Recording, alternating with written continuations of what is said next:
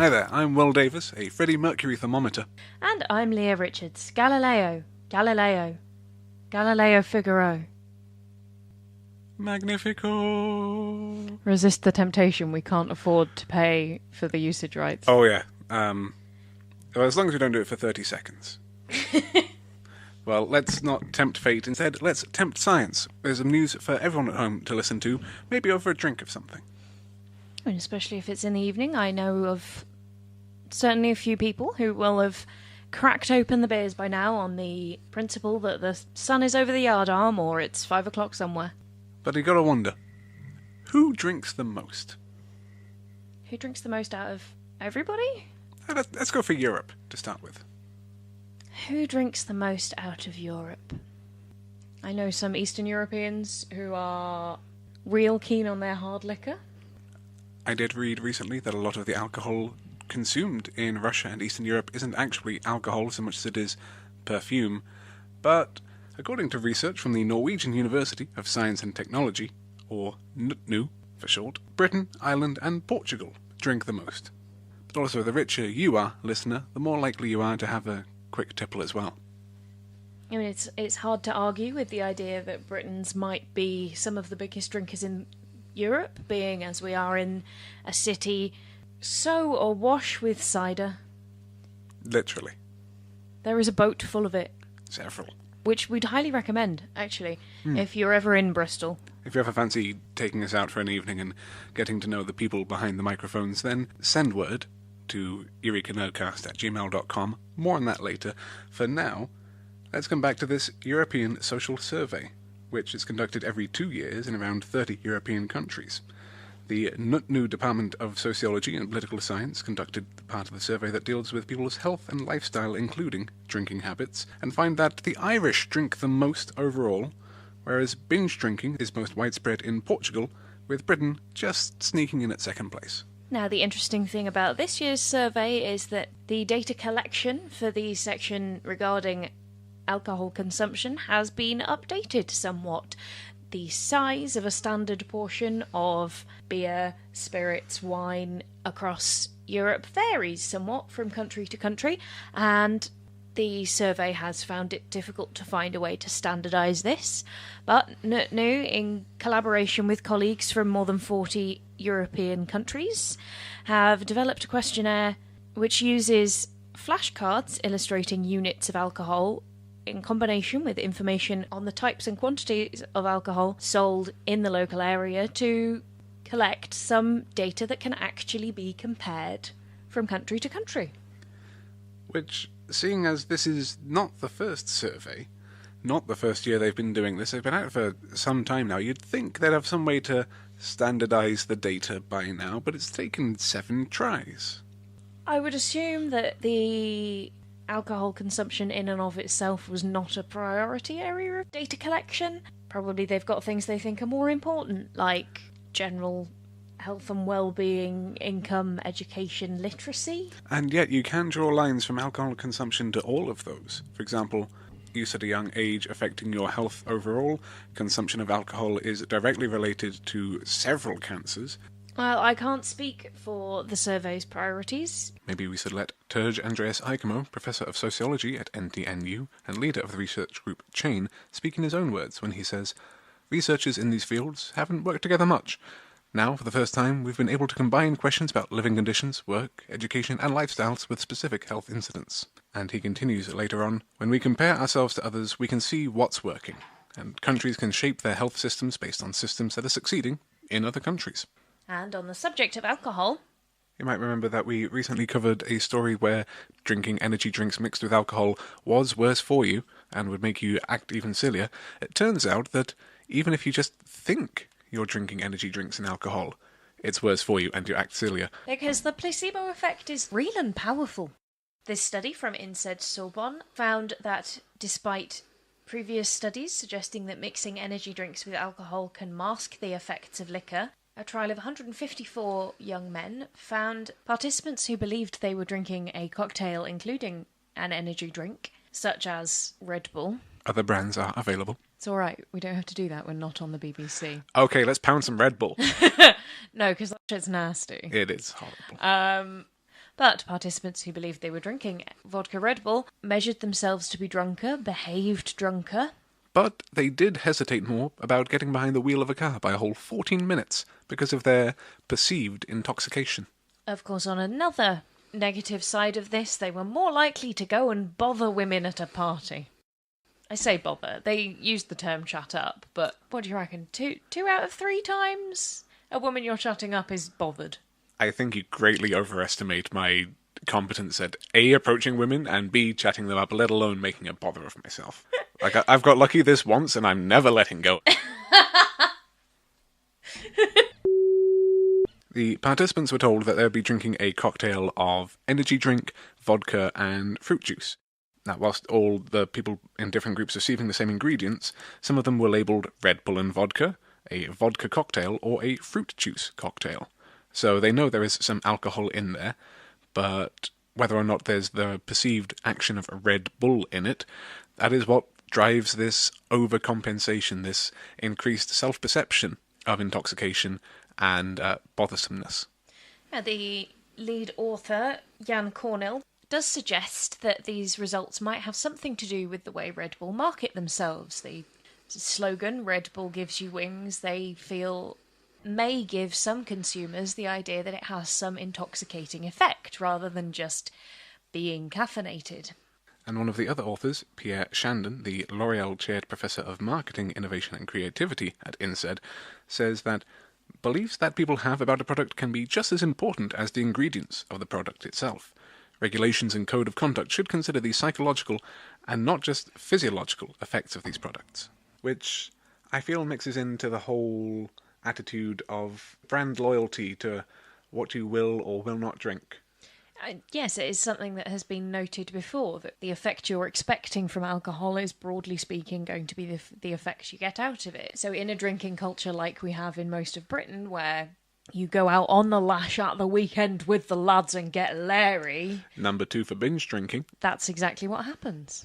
Maybe instead of advertising the actual units contained within a can, bottle, or whatever container of alcohol, we should say expected tipsiness afterwards. And just say that everything will get you, a bit of a buzz. So then people will come away from a big night of drinking, not wanting to get behind the wheel of a car, just thinking, "Ooh, yeah, I've got a good vibe going on," but not making a bother of themselves anymore. That might be one way of changing the mindset. I mean, one idea I personally really like is the idea of, allowing someone to have a couple of drinks in the pub when they're 16, and then the idea being that you then learn to drink like the grown-ups do. So you sit down and you have some pints. You don't go and neck as many WKDs as you can get your hands on and start throwing up blue.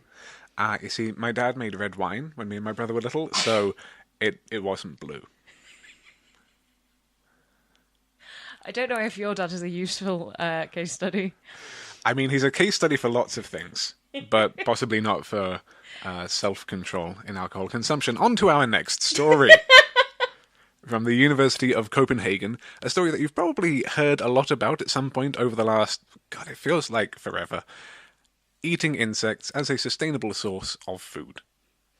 I've done it. I've done a lot of it, actually, in my past life as a museum employee in a science centre in Bristol. I ate a lot of bugs. I showed people that it was okay to be eating bugs. Got a lot of weird looks, but when you're chomping down on mealworm muesli and caterpillar sushi, then you get past it pretty quickly. And there are a lot of cultures in the world where eating bugs is entirely normal, is just what you do. You walk down the street in the market in Thailand or wherever, and someone will offer you some deep fried crickets, and that's just how it is. Tarantula on a stick. Anyone for tarantula on a stick? It's just not done so much in the West. One of the challenges with making this work is changing our minds about that. Maybe if we told people that locusts give you wings, they'd believe it. Locusts give each other wings. God, yeah, the video from Planet Earth 2 was terrifying. They basically figured out what makes locusts go locusty by getting the, large but mostly friendly-looking green cricket and poking it gently with a paintbrush Agitate locust. a lot of times. It's a population density thing. If they get basically rubbed up against and bumped into enough by fellow crickets, Do they describe they that as start to go bothersome behaviour? locusty. I don't, but maybe they should. But the actual story from the University of Copenhagen is that cricket farming could be a sustainable way to produce animal source food, comparing cricket production in farms in Thailand to broiler chicken production, and looking at things like the conversion of feed into animal protein, which is more efficient in crickets than it is in chickens. Gotta get that protein. And lead author, PhD student Afton Halloran from the university's Department of Nutrition, Exercise and Sports says that this research is very timely.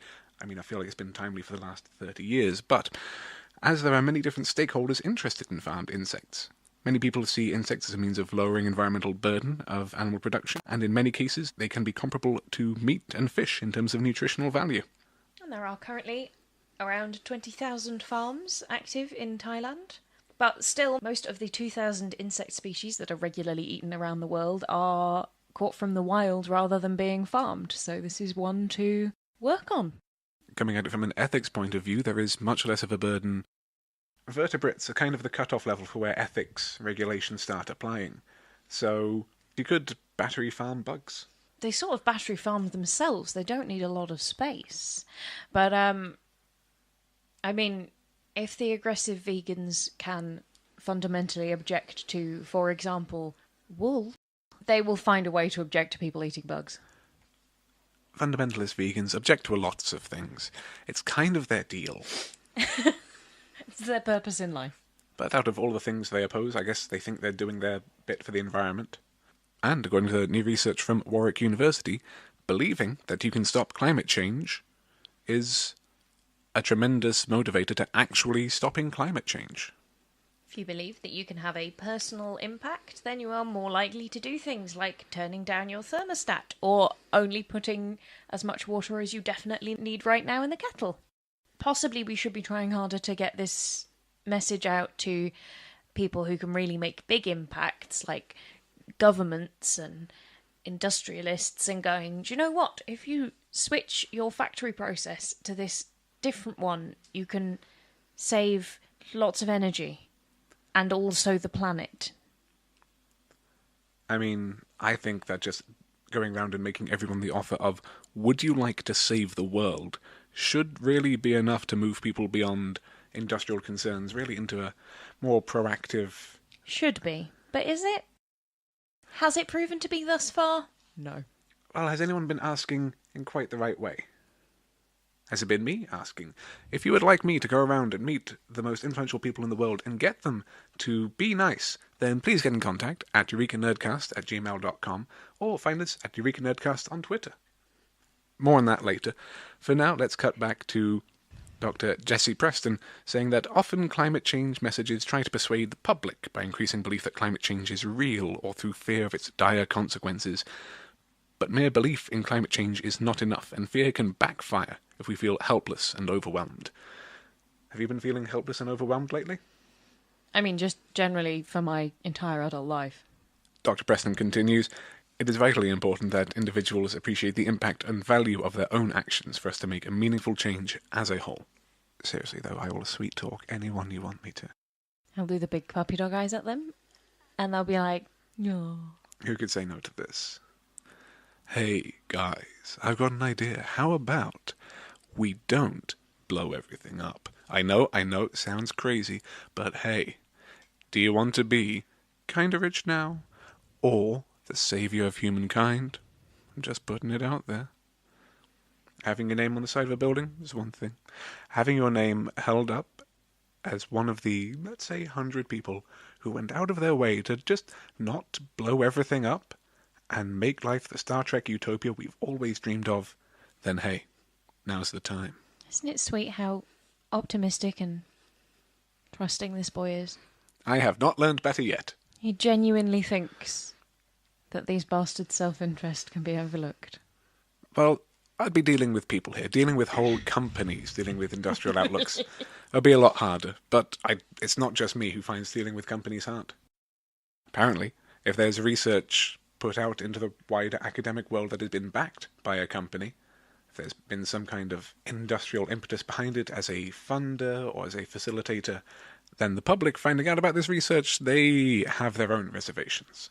This Michigan State University study has looked into public perceptions of science regarding research related to health risks. The initial study aiming simply to investigate the scope of the problem. And they were taking research about genetically modified foods and trans fats as their starting point, GMOs being still something... a contentious issue. Yeah, which, I mean, the research has come in that, guess what, there's still one way of saving the world if we want to do that. And we do, call me. I think they have got to be part of the solution. They're in there, they're in the mix. But there's still, like you say, disagreement in the public sphere about perceptions of safety. And when research about GMOs, trans fats, is coming to them from a university, a government agency, a non-governmental organization, or a large food company, then public skepticism can be skewed quite severely one way or the other. With the large food companies having the worst perception, science that is done with a big corporate partner like, let's say, Unilever, biggest food producers in the UK, to my knowledge, then for most people, the immediate reaction on seeing that they're involved in the study is going to be, what are they trying to sell me? What do they want? What do they get out of this? Because big companies, they don't throw money away. They don't waste money. That's not how you get rich. But it is how you save the world. Again, EurekaNerdcast@gmail.com or EurekaNerdcast on Twitter. And that was 77% of participants saying that their views of this partnership scenario, they had something negative to say about whether it produced good, rigorous results, whereas if it's not involving a corporate partner, barely over a quarter. So that's a whole 50% difference from that study group. Author John Besley points out that one of the aims is to help scientists when they're looking for ways to fund and resource their studies. With ever-increasing competition for funding and governments with anti-science attitudes reducing the amount of governmental funding available, it's an important thing to consider how your funding partners are going to affect whether your research is actually listened to, even. And he says, ultimately, the hope is to find some way to ensure quality research isn't rejected just because of who is involved. But for now, it looks like it may take a lot of work by scientists who want to use corporate resources for their studies to convince others that such ties aren't affecting the quality of the research. I suppose one way they could get around people being unsure of the corporate partners involved in this research is to replace the corporate partners with just, a blank slate, a tabula rasa, someone who has no vested interest, but is just going to get the job done. I'm not saying that we should Robocop the boardroom or anything, but if you do want to defend your job against a robot, then you better be bloody charming about it. I mean, given the story we covered a few weeks back about artificial intelligences learning our bad habits from being taught through big stacks of human-produced literature and similar, I don't think corporate robots are really what I want in my life. Now you've said the phrase corporate robots, I'm flashing back to just lots of System of a Down videos, lots of MTV2, circa about 2008, 2009. That really dates you know that, right? Anyway, robots taking your jobs? More close than you think. Especially if you're a driver, a taxi driver... It might already have happened if you're a supermarket cashier. But if you do want to defend yourself against the robot onslaught, then having a position that relies on human personality and interacting with other human personalities seems the best way to secure yourself. And this is research coming to us from the University of Houston. Researchers found that people who are more intelligent and who showed an interest in arts and sciences during high school are less likely to fall victim to automation, and that higher education does have some impact, but the really important factors in how well you fare in this changing, more automated labour market are personality traits, intelligence, and vocational interests. If you do something niche, you're less likely to be replaced. Giving a few examples here, Rodica Damian, Assistant Professor of Sociology and Personality Psychology at the University of Houston and lead author of the study, says that robots can't perform as well as humans when it comes to complex social interactions. Humans also outperform machines when it comes to tasks that require creativity and a high degree of complexity that is not routine. As soon as you require flexibility, then the human does better. And by preparing more people, at least more people will have a fighting chance, she concludes. And I really wish she hadn't ended the press release about having a fighting chance against the robots, because that is the start of Terminator. I mean, we know the secret to making sure that the robot revolution, ends well, right? Is... John Connor. No, it's to make sure that we're good enough people that we teach our AIs good habits. You know how every episode for the last 3 or 4 times I've been apologizing to the future? Yeah? Yeah. Yeah. I'm not a robot, I'm not made of metal, I'm not even made of plastic. Because, looking at me, you wouldn't think, oh, that there is a artificial man. I am much too porous for that. I osmose. Sure. But until we can welcome our glorious robot overlords, we are stuck with our squishy little human bodies.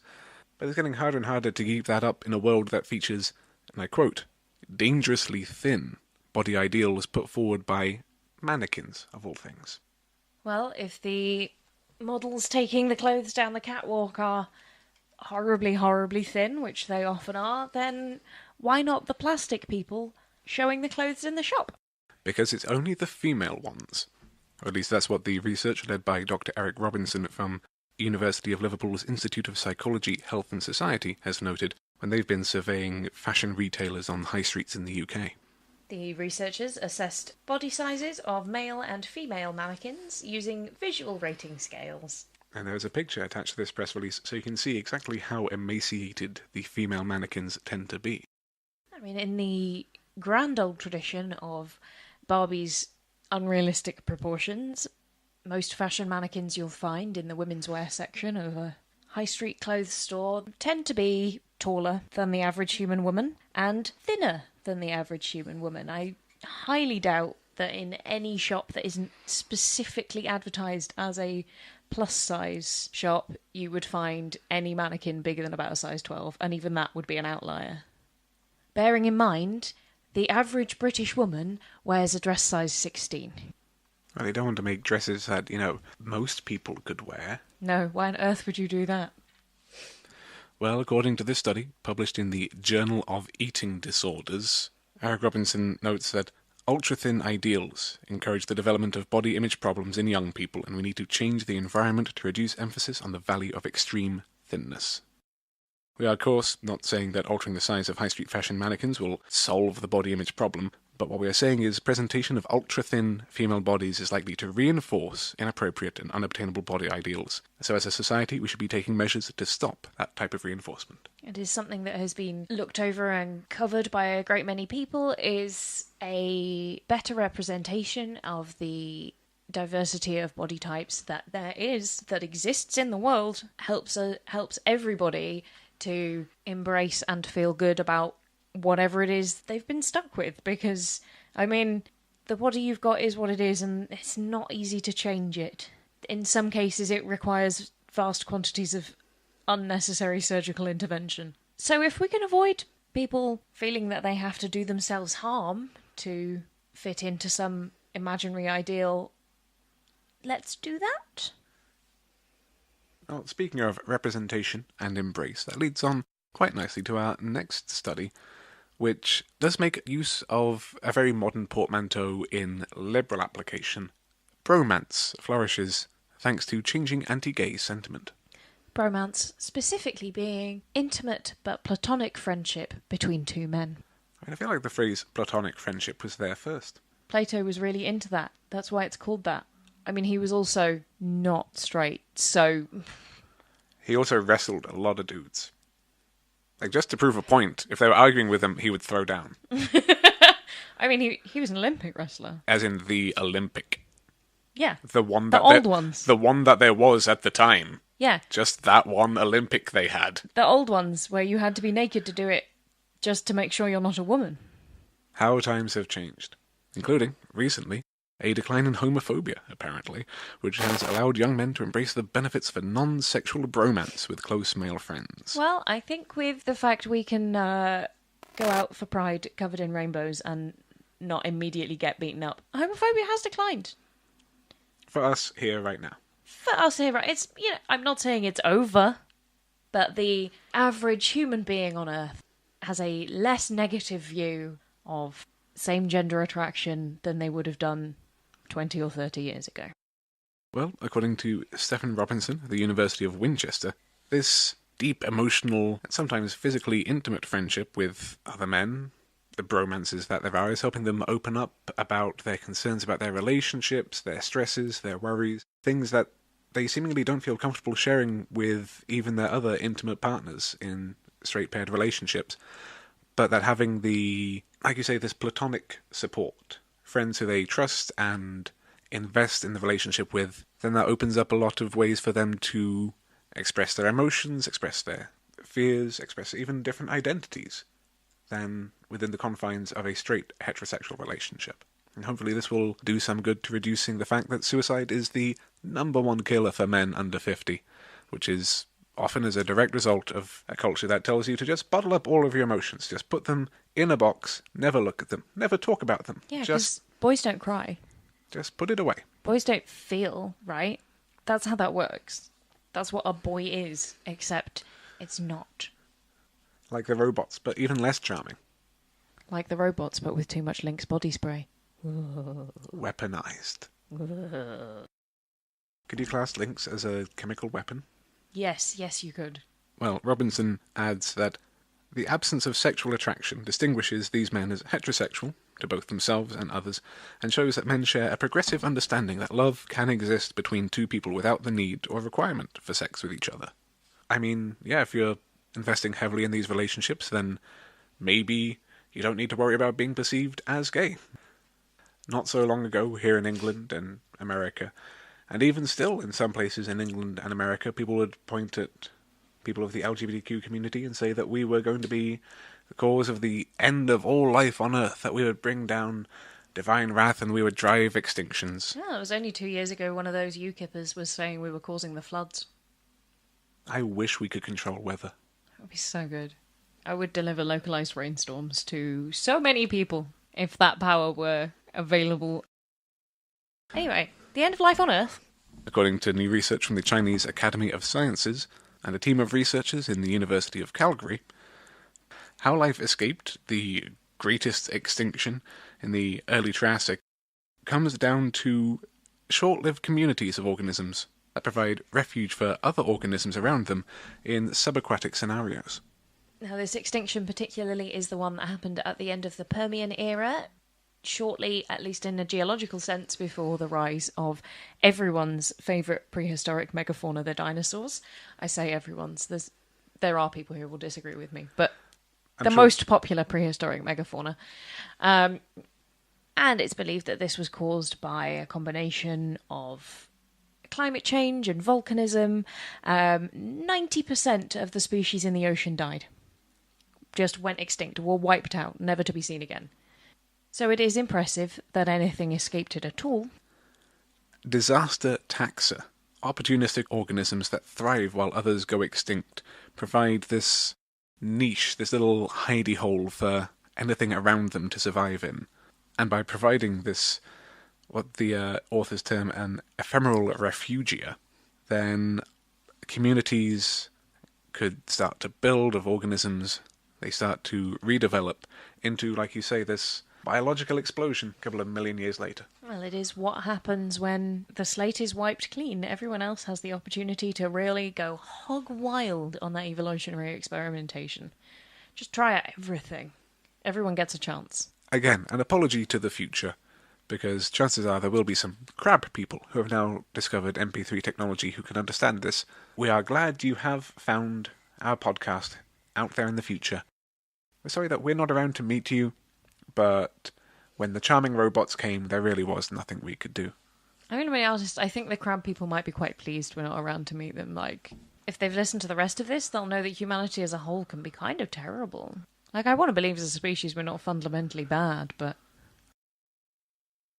I should have a useful way of refuting that, like, immediately. Mm-hmm. Well, I mean, some of us are good. We try. Lots of us are good. Lots of us are trying.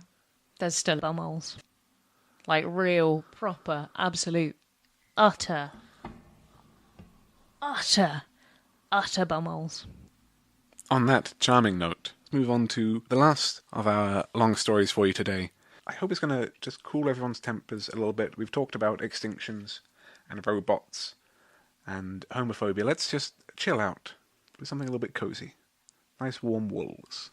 So you know how I was saying earlier about how the hardcore vegans will try and claim that wool is a bad thing? Here's my argument for why wool as a product, as a farmed product, is not inherently bad. Sheep are basically a sort of goat that we did a whole bunch of domestication on. And they aren't able to shed their woolly coats when the weather gets warmer. They physically cannot. There are ancient breeds of sheep that do shed, but most of the modern breeds we use for wool and for meat and for milk don't have that capability, so they have to be shorn. There was, for example, a ram, I believe he was living in Australia, who escaped the ranch before shearing time, and when they found him 6 years later, he was carrying around a whole nother ram and a half just in fleece. It is necessary to shear wool-bearing animals. That, like, they don't enjoy it in as much as, you know, a small squirmy toddler doesn't enjoy a haircut, but it is necessary, and once we've got it off the sheep, it's really useful stuff. I'm going to restrain myself because I could really go off on one about what good stuff wool is, but the story that we're covering. Alpacas, which are also a wool-bearing animal, relations of llamas, like a compact, fluffier llama. Still quite bad-tempered in the style of camelids in general, but more compact and softer. The University of Veterinary Medicine in Vienna has monitored the stress levels of alpaca while they're being shorn. They don't enjoy it. There are ways to mitigate this. For example, if an alpaca can be trusted not to resist being restrained, they can be shorn standing up, which is pretty much fine. If not, then a mattress on the ground or a tilt table help mitigate the increase in stress levels as much as we're able to. But the important thing is, they do need to be shorn. I'm going to jump in with just a quick mention of the methods for this. The stress levels of the alpacas being shorn, be they standing or on the tilt table, were measured using clinical parameters such as heart rate and stress hormones. Do you know where you detect stress hormones from alpacas?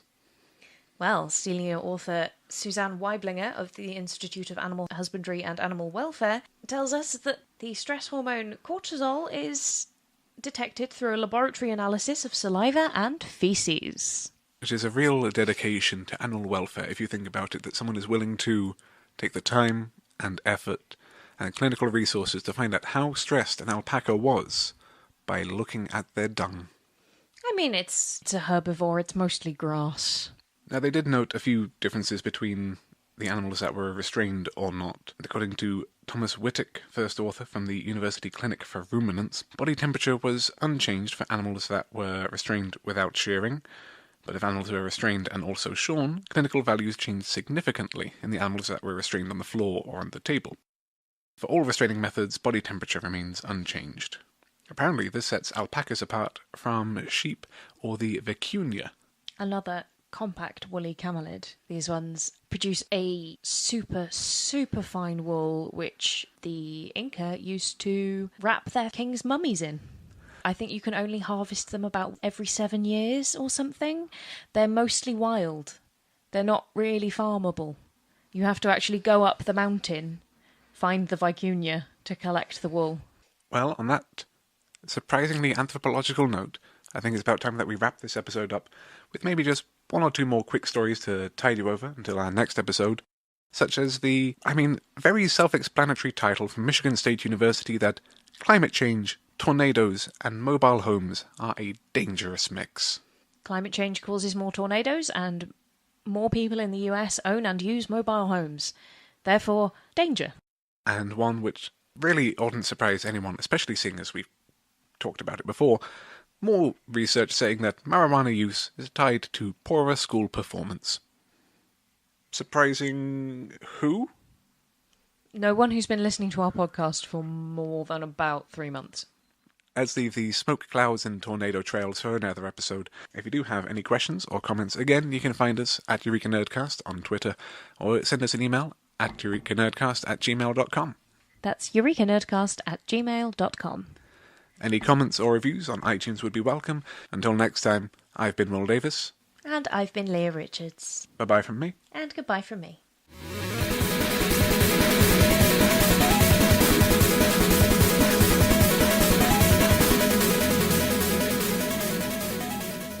I always wondered if he was a hologram. Turns out he's a robot from the future. If I was a robot from the future, would I be this charming? Yes. Yes, you would, because the robots have to get charming to get the rest of the jobs, goddammit! I need to go.